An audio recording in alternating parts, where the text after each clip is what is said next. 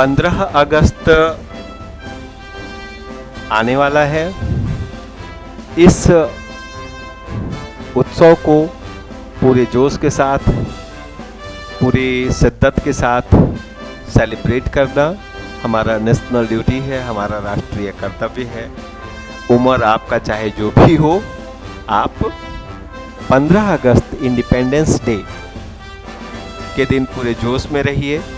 और वो जो एनर्जी है, वो जो फील है, वो अंदर से आनी चाहिए, बाहर से नहीं होनी चाहिए। जोश रहे लेकिन उद्दंडता नहीं हो। ओके, तो इस त्योहार को हम सब मिलकर बहुत बेहतरीन तरीके से सेलिब्रेट करते हैं, क्योंकि ये वो दिन है 15 अगस्त 1947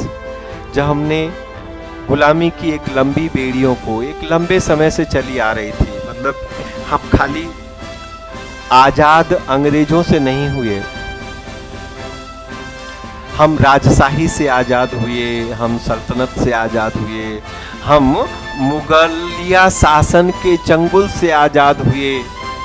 हम गरीबी से आज़ाद हुए, हम अज्ञानता से आज़ाद हुए। तो 15 अगस्त 1947 भारतीय जो सिटीजन है, जो भारतीय नागरिक है, जो भारत में रहने वाला भारतवासी है, उसके लाइफ में सबसे इम्पॉर्टेंट माइलस्टोन है और ये हमेशा बना रहेगा। मतलब ऐसा नहीं कि केवल आपके जीवन में मील का पत्थर है, आपके बच्चों के जीवन में भी एक मील का पत्थर है। हो सकता है उन्हें इसका इम्पोर्टेंस इतना ना पता हो, तो आपका फ़र्ज है, आपकी ड्यूटी है कि आप उन्हें इस बात का एहसास दिलाइए कि बेटा, ये जो तुम पढ़ रहे हो, ये जो तुम लिख रहे हो, ये जो तुम मौज मस्ती कर रहे हो, ओके, ये जो तुम्हारी क्या है, जो भी कह लो आप, जो लाइफ की मस्तियां हैं, ये सब तुम पूरी फ्रीडम के साथ, मतलब फ्रीडम के साथ खा सको, फ्रीडम के साथ सो सको, फ्रीडम के साथ पहन सको, फ्रीडम के साथ घूम सको, ये स्टेट, ये अवस्था, ये स्थिति लाने के लिए अनगिनत, मतलब अनकाउंटेड, मैं उंगलियों पर गिनाऊंगा। अगर मैं ये कहूँ शहीद भगत सिंह, मैं ये कहूँ चंद्रशेखर आज़ाद, मैं ये कहूँ राम प्रसाद बिस्मिल, मैं ये कहूँ कि अशफाक उल्लाह खान, तो ये बाकी उन हजारों हजार लोगों का अपमान होगा जो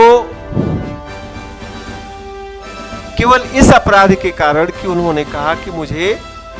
गुलामी मंजूर नहीं है, मैं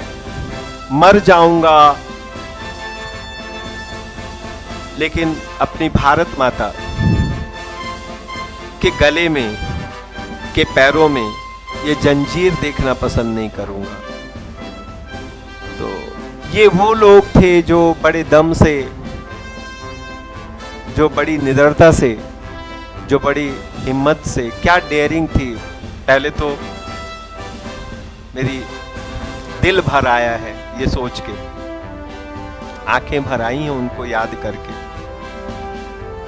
कि क्या डेयरिंग थी कि जब वो 22 साल का, 20 साल का जो जवान था, वो सीना ठोक के ऐसे और निकलता था और कहता था, सरफरोशी की तमन्ना अब हमारे दिल में है, देखना है जोर कितना बाजुए कातिल में है। और हंसते हंसते फांसी का फंदा अपने गले में डाल लेता था, न कहीं रिग्रेट होता था उसके अंदर। धन्य है ऐसे देश के सपूतों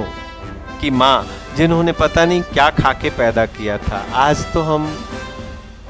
अब क्या बोलूं, रहने दो। एक अच्छे शुभ अवसर पर ऐसी नेगेटिव बातें नहीं करनी चाहिए। हम सब अच्छा कर रहे हैं और उम्मीद करता हूं जो बुरा कर रहे हैं भगवान उनको भी सद्बुद्धि दे, वो भी अच्छा करें कि देश हमारा आगे बढ़े, देश तरक्की करे। और हमारे देश के यशस्वी प्रधानमंत्री आदरणीय श्री नरेंद्र मोदी जी ने जो स्वप्न देखा है, जो सपना देखा है, एक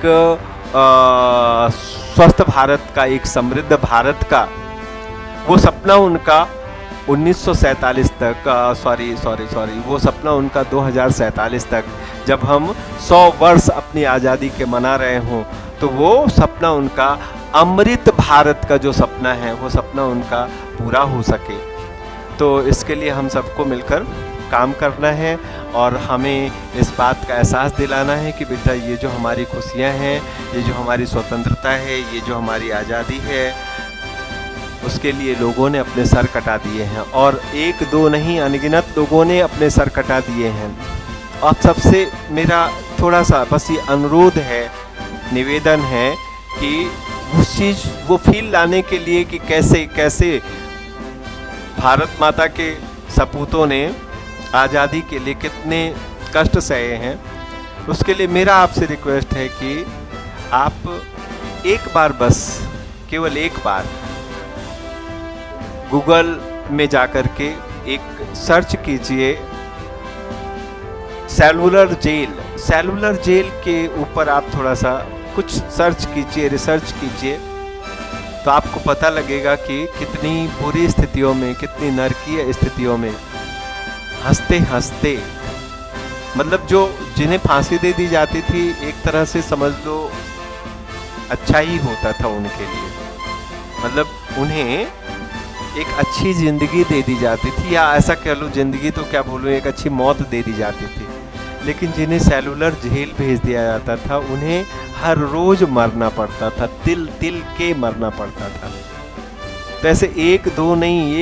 नहीं, हजारों लोगों ने कुर्बानियाँ दी हैं बच्चा। तो उन सब को याद करने का दिन है 15 अगस्त। तो आप सभी लोगों को इस शुभ अवसर पर, इस हमारे राष्ट्रीय उत्सव के अवसर पर रुद्र IAS कोचिंग की तरफ से और CM मिश्रा की तरफ से, हमारी पूरी टीम की तरफ से कोटि कोटि शुभकामनाएं। जय हिंद, जय भारत, नमस्कार।